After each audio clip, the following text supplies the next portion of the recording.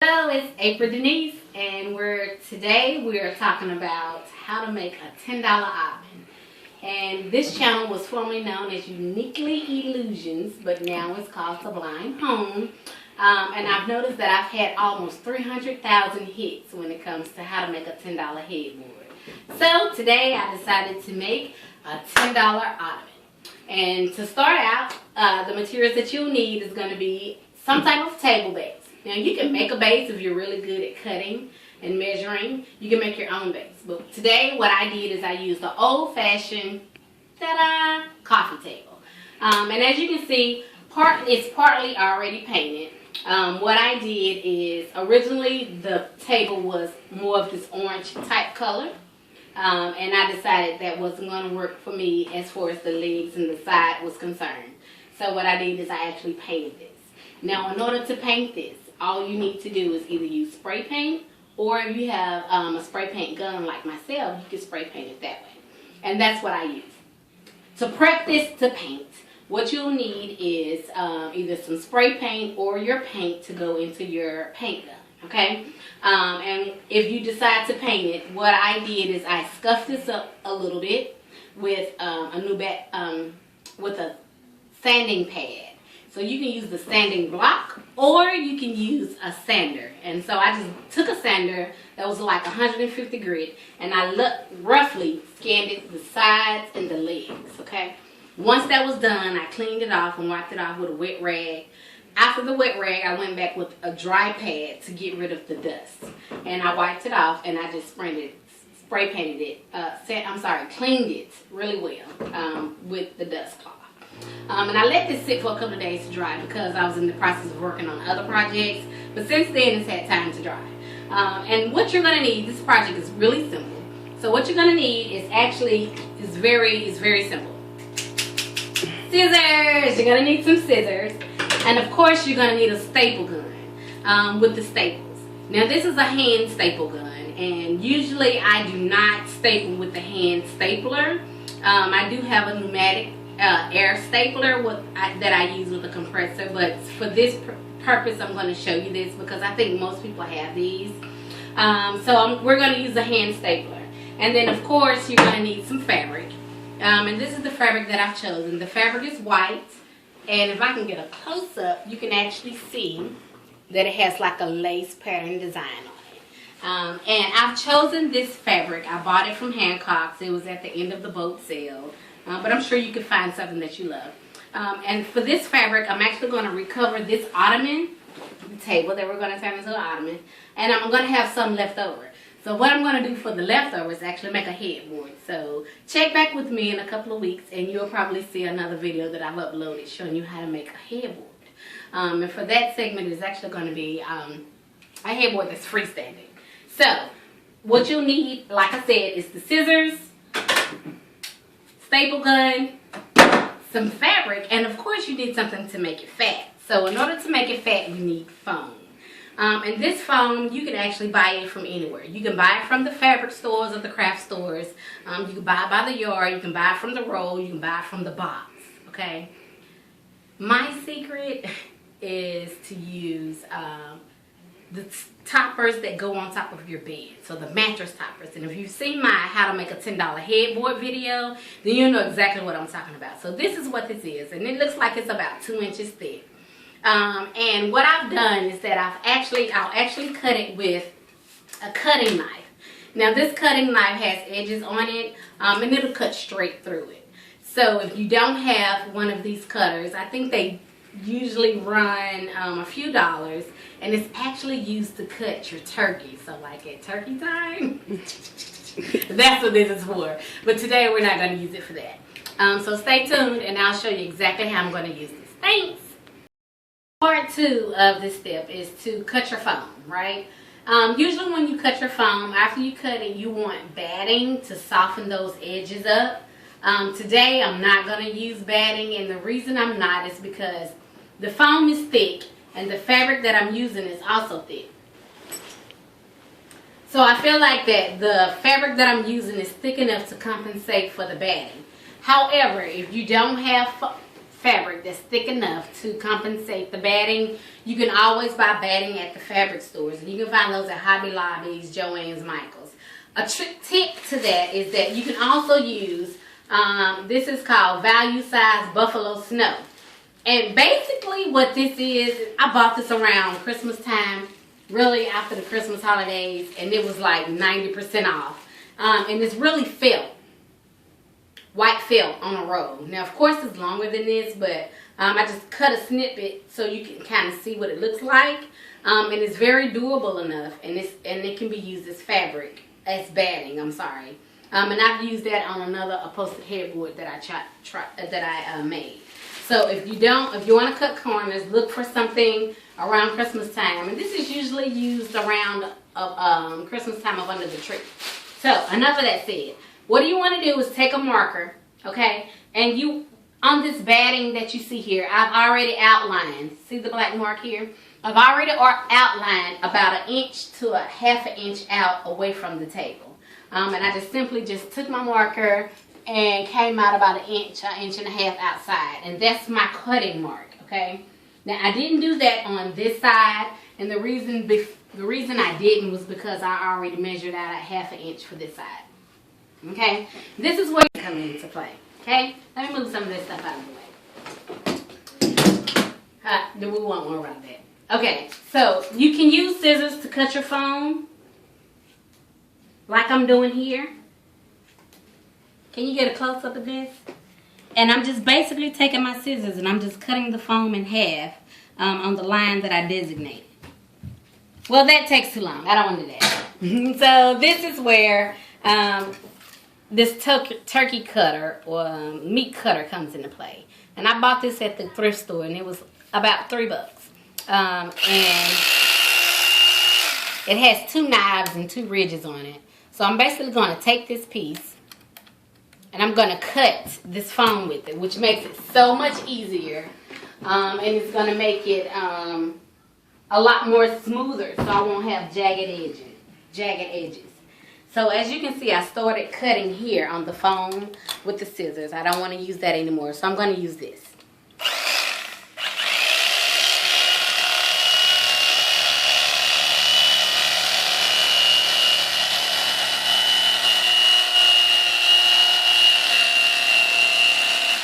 And as you can see, basically what I'm doing is I'm just following the line of my mark. And it's a lot smoother. I don't have jagged edges. I don't know if you can see from there, but this is kind of jagged based off of the scissors that I use. So this turkey cutter, meat cutter, I'm not exactly sure what they call it, but you get the gist. And I'm just going to cut this out. And keep watching. I'm going to show you how to staple this on, okay? Okay, so step 3. As you can see, I've already cut my foam. And let me just raise this up a little bit.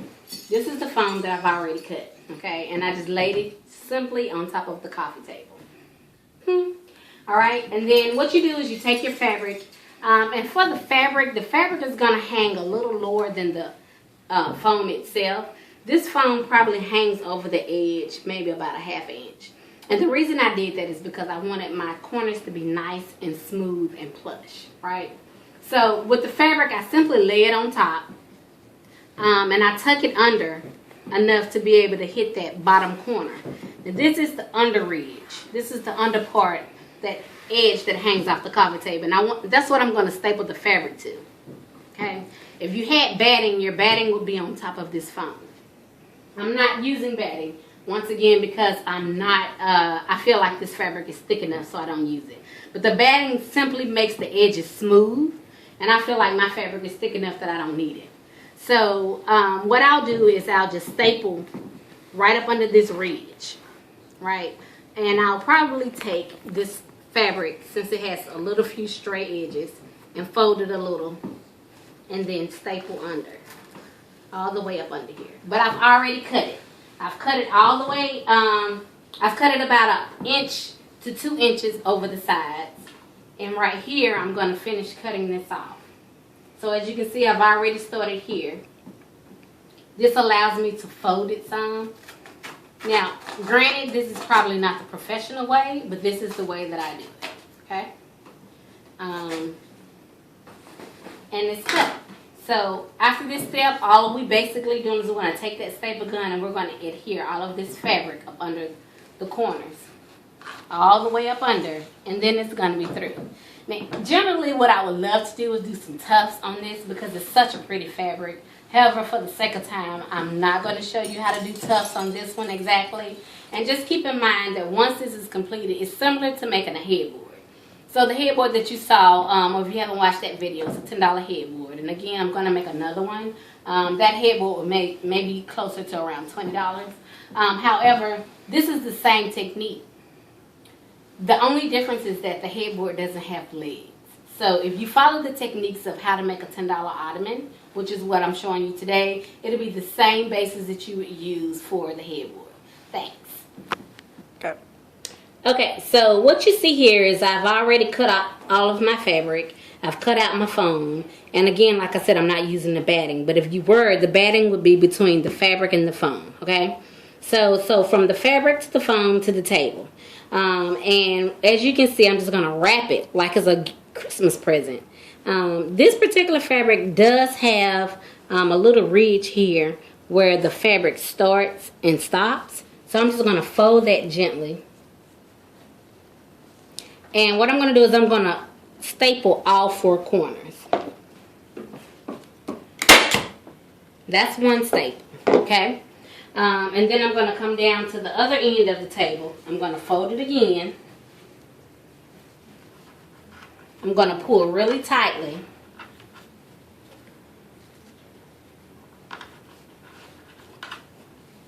And I'm going to staple. Once you get all 4 corners done, you can then go back to the middle and pull tightly. You want to pull tightly on all 4 middles.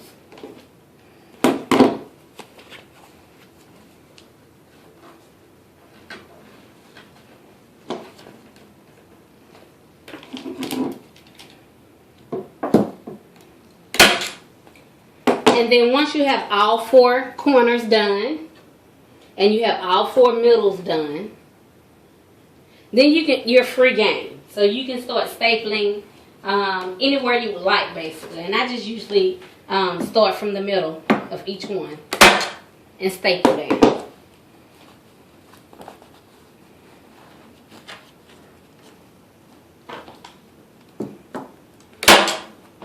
Right now I have 1, 2, 3, 4, 5 staples. So I'll go back and do this middle, this middle, this middle, and this middle. And I'll continue to staple until I see that this is tightly secured, okay? So keep watching and I'll show you how that's done. Okay, so here you can see where I've already stapled the sides. You can see the staples here. Now, they're not in particular order. They're in no particular order. They just randomly stapled. I do want to say that when I use my pneumatic staple gun with my compressor, my nails actually go through the wood a little deeper. However, I can see that these nails are not going, these staples are not going exactly all the way through the wood. So in that instance, I would just take a hammer and I would just beat that in after I finish stapling all the way around. So since I've already stapled all along this side, this end, the other side, the only side that I have left is this side. And I saved this because I wanted you to see how I connected the ends, right? So like I said, it's like wrapping a Christmas present. Remember before I told you to fold your fabric over, and it's already folded. See here from this end. So I'm just going to pull it snugly this way, and it's going to wrap around this leg. See this leg? And it's going to go up under the underarm, and I'm just going to staple. I might staple if I had more staples. So let me refill this staple gun, and I'll be right back. Okay, so I ran out of staples. So really quickly, this is my staple gun. And then I just push a button. As you can see, it's empty. I have staples. I'm reloading.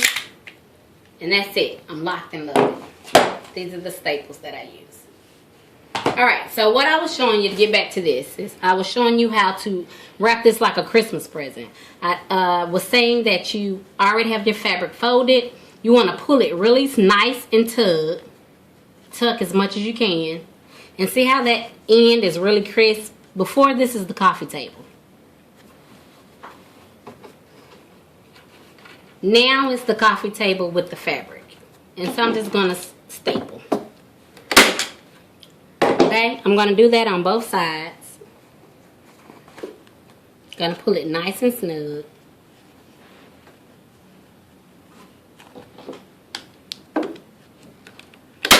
And staple. So now I have these edges left. I'm going to fold these because I don't want this jagged edge to show even up under the table, because who knows who's snooping up under your table when you're not looking. I do it. Don't invite me over. So I'm just going to tuck those under and staple.